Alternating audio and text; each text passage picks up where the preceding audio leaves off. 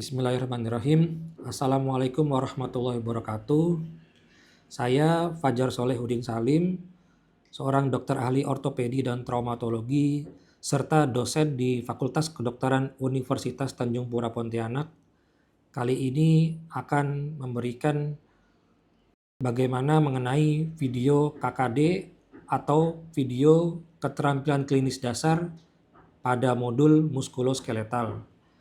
Adapun tujuan video ini dibuat, yaitu kami berusaha untuk mengurangi adanya banyak bias pada dosen dan mahasiswa. Sehingga dengan mengurangi bias itu, dosen bisa mengajar tutor kepada mahasiswanya dan mahasiswa pun juga tidak terlalu banyak bingung mengenai pemeriksaan fisik bagaimana yang seharusnya dilakukan. Untuk pemeriksaan fisik ini sudah beratus-ratus tahun, sehingga pada saat ini juga banyak penelitian-penelitian mengenai pemeriksaan fisik yang terpublish untuk spesial tes tertentu.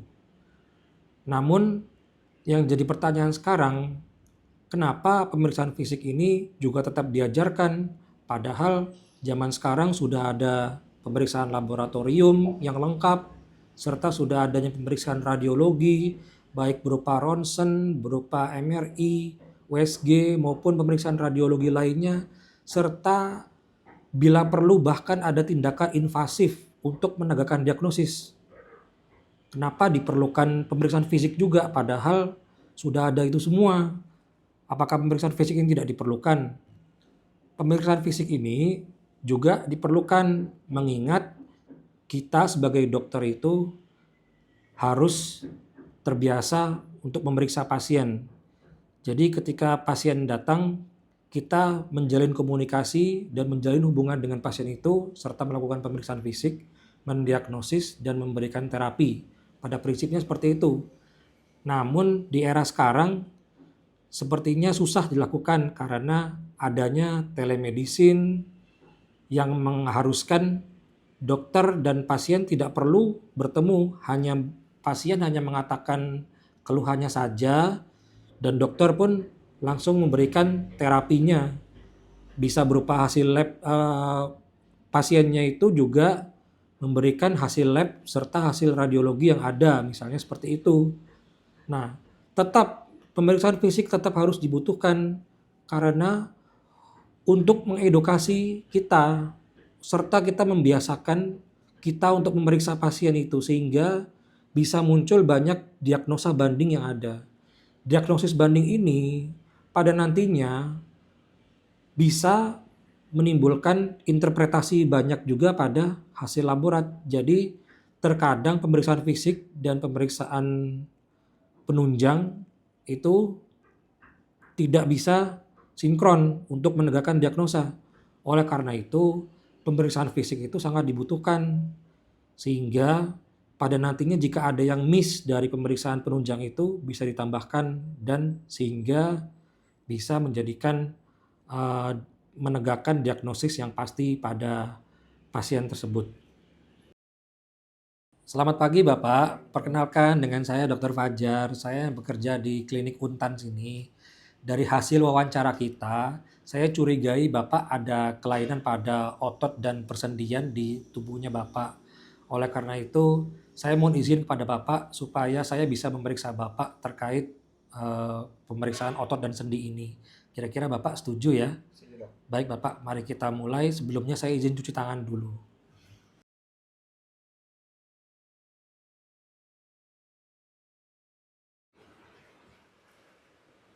Pada pemeriksaan muskuloskeletal, penilaian bentuk postur tubuh dilakukan dari 3 sudut pandang, depan, samping, dan belakang. Berikut adalah poin-poin yang dinilai dari masing-masing sudut. Dilihat dari depan, ada kepala dan leher, kita menilai simetris atau tidak. Apakah ada deviasi kepala ataukah leher. Kemudian pada bahu, tinggi kedua bahu sama ataukah ada perbedaan. Kemudian pada dada dan tulang belakang, simetris ataukah tidak. Apakah ada kelainan seperti skoliosis. Kemudian Pada panggul, kita bisa menilai tinggi kedua panggul apakah sama ataukah ada perbedaan. Kemudian dari lutut, kita bisa menilai apakah ada genovalgum atau kaki X maupun genovarum kaki O. Untuk kaki, bisa kita nilai simetris antara kaki kiri kanan, apakah ada pronasi atau supinasi yang berlebihan pada kakinya. Kemudian dilihat dari samping, ada kepala dan leher, dilihat apakah ada proyeksi ke depan, forward head posture. Kemudian pada tulang belakang, kita nilai apakah ada lordosis ataupun kyphosis. Kemudian bahu, apakah bahu ada yang tampak seperti terlalu maju ataukah mundur. Kemudian pada pinggul, posisinya dilihat apakah terdapat kemiringan yang berlebihan. Pada lutut, kita melihat apakah terdapat posisi hiperekstensi pada lutut ataukah sedikit menekuk fleksi pada lututnya. Kemudian kaki bisa kita nilai apakah ada deviasi pada posisi kaki seperti pada kasus flat feet ataupun high arcus. Kemudian dilihat dari belakang, kita bisa menilai kepala dan leher, apakah posisi kepala simetris terhadap tulang belakang. Kemudian bahu, tinggi kedua bahu sama ataukah ada perbedaan. Kemudian pada tulang belakang, apakah ada skoliosis. Pada panggul kita nilai apakah tingginya sama ataukah tidak. Kemudian otot-otot punggung, kesimetrisan otot-otot punggung antara kiri dan kanan. Kemudian pada posisi kaki kita lihat apakah ada deviasi ke dalam, apakah keluar. Nah, penilaian ini sangat penting untuk mendeteksi adanya ketidakseimbangan ataupun kelainan postur yang dapat menyebabkan masalah muskuloskeletal atau kesehatan secara umum.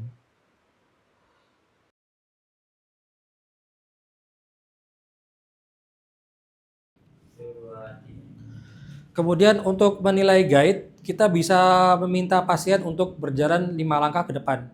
Guide itu didefinisikan sebagai pola pasien atau pola gimana manusia itu berjalan. Jadi dengan adanya guide ini, kita bisa menilai apakah terdapat nyeri pada pasien, ditunjukkan dengan adanya antalgic gait, kemudian terdapat perubahan struktural pada tubuhnya, atau pemendekan seperti bekas pernah riwayat patah. Oke, baik, silakan berjalan, Mas. 5 langkah saja atau lebih juga bisa. Kemudian balik lagi. Pada pasien ini didapatkan gait normal, tidak didapatkan nyeri, perubahan struktur yang jalannya pincang maupun terdapat kelemahan otot maupun peningkatan tonus dari pasien ini. Stop. Oke, baik, silakan berjalan, Mas. 5 langkah saja atau lebih juga bisa. Kemudian balik lagi.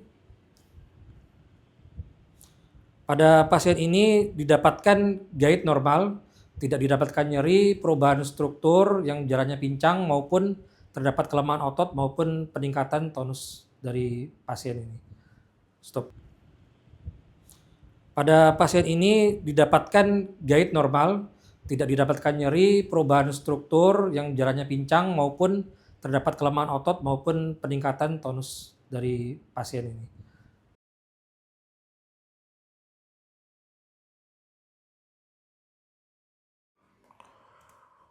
Untuk menilai look pada cervical, dapat dinilai loss of lordotic yang ditemukan pada seperti acute lesion, rheumatoid arthritis maupun trauma. Kemudian adanya increased lordosis pada kasus ankylosing spondylitis.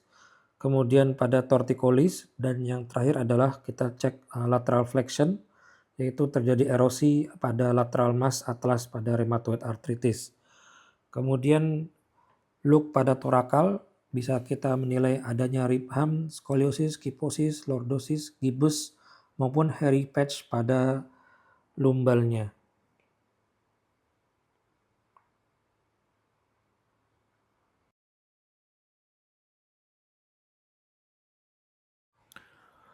Untuk look pada shoulder, kita bisa menilai pertama asimetris pada bahu, kemudian yang kedua bisa kita melihat swelling atau pembengkakan, kemudian yang ketiga kita bisa melihat atrofi pada bahu, terutama pada otot deltoid, supraspinatus maupun infraspinatus.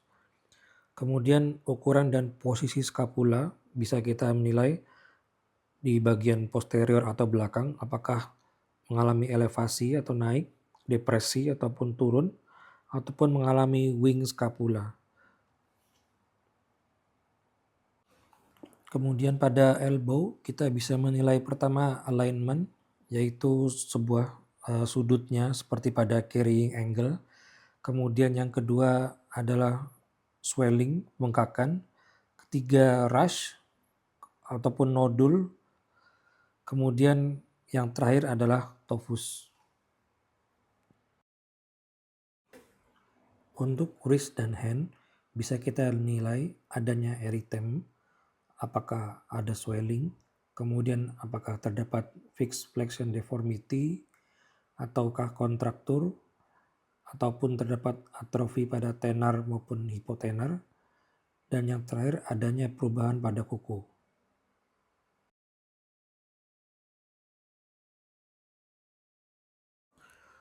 Untuk pemeriksaan look pada hip bagian depan, bisa kita nilai adanya deformitas, kemudian adanya atrofi otot, seperti pada neuromuscular disease ataupun disuse pada pasien. Kemudian dari samping bisa kita nilai apakah terdapat pembengkakan ataukah terdapat scar ataupun bekas luka. Kemudian dari belakang kita bisa menilai adanya perbedaan pada panjang pada tungkai, leg length discrepancy. Kemudian bisa kita menilai ada atau tidaknya atrofi pada gluteus.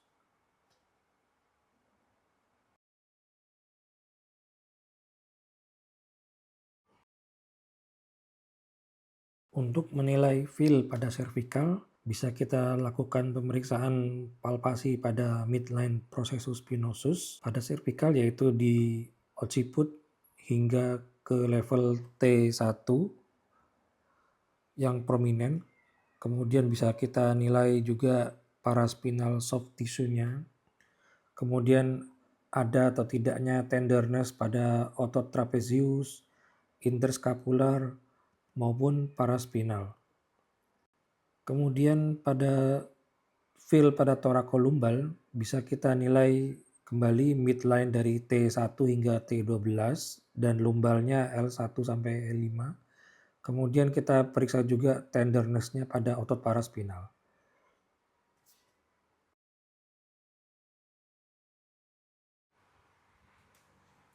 Untuk feel pada shoulder, bisa kita lakukan palpasi pada sternoclavicular joint, kemudian bisa kita palpasi daerah acromion dan hingga coracoid. Kemudian kita bisa juga lakukan palpasi tendon supraspinatus. Pada feel pada elbow, lakukan palpasi penonjolan tulang pada epicondyle, lateral dan medial, serta olecranon. Raba apakah terdapat tenderness, apakah terdapat nodul dan tophus. Kemudian menilai patensi dari arteri pada ekstremitas atas. Bisa dinilai patensi dari arteri brachialis, arteri radialis, ulnaris. Kemudian yang terakhir bisa kita cek juga capillary refill time-nya.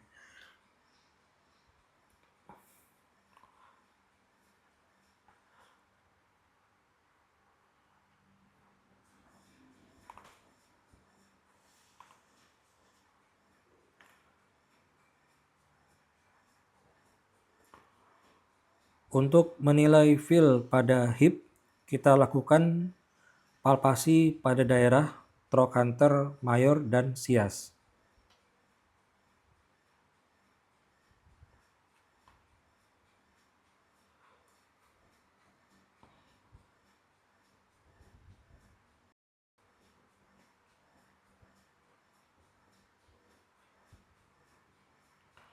Untuk feel pada knee bisa kita lihat warm, kemudian tenderness pada tendon quadricep, kemudian apakah terdapat efusi dengan melakukan patellar tap test, kemudian bisa kita nilai juga batas sendi. Feel pada daerah ankle dan foot bisa dinilai tenderness dan warm, apakah terdapat hangat. Kemudian pada kasus akut bisa kita raba juga daerah kedua malleolus dan base dari metatarsal 5.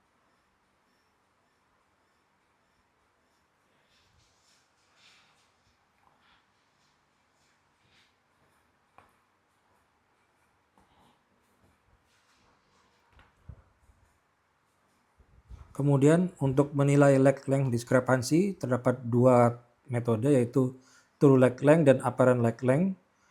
Untuk mengukur true leg length dilakukan dari sias hingga ke medial malleolus.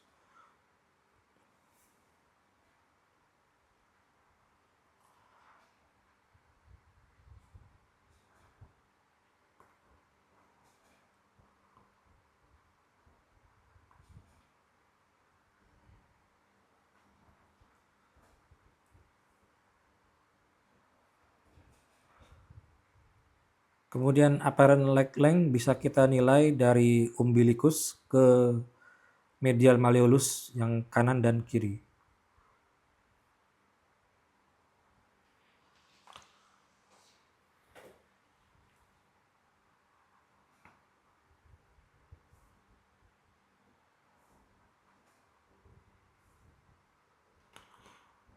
Kemudian kita bisa melakukan pemeriksaan spesial test pada daerah lutut dan ankle.